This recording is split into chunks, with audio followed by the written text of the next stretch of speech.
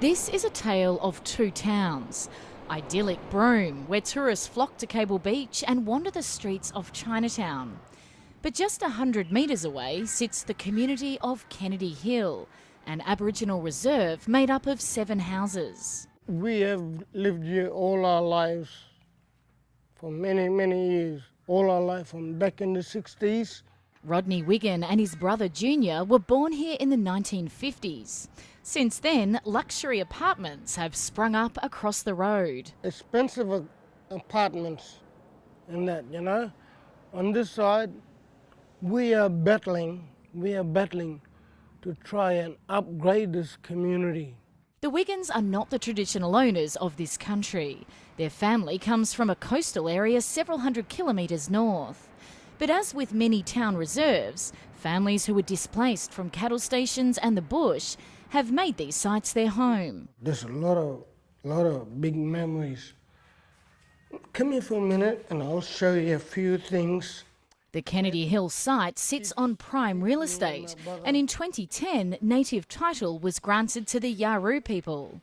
But no matter how bad the housing and no matter who else wants the land, Mr Wiggin is determined to stay. It's all a really strong memory that we don't want this house to be demolished. We want this house to stand strong. The residents say they've rejected offers by the Housing Authority to manage the properties. That would require them to pay rent to receive maintenance and repairs. Instead, they are supposed to pay $50 a week to the Community Corporation. Chairman Billy Archu says the community is deep in debt. The bill is so high. The rubbish bin is about $17,000. In recent months, Mr Archu has succeeded in doing a clean-up of the area, and he's confident things will improve. The WA government is currently reviewing the viability of the state's 270 Aboriginal communities, with an update on that process due within the next couple of weeks. The ABC understands one of the first issues to be tackled will be the future of town-based reserves. Broome Shire President Soz Johnson says change is long overdue.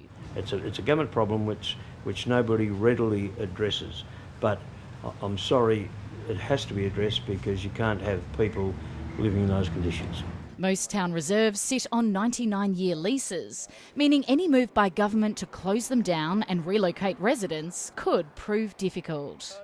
Erin Park, ABC News at the Kennedy Hill community.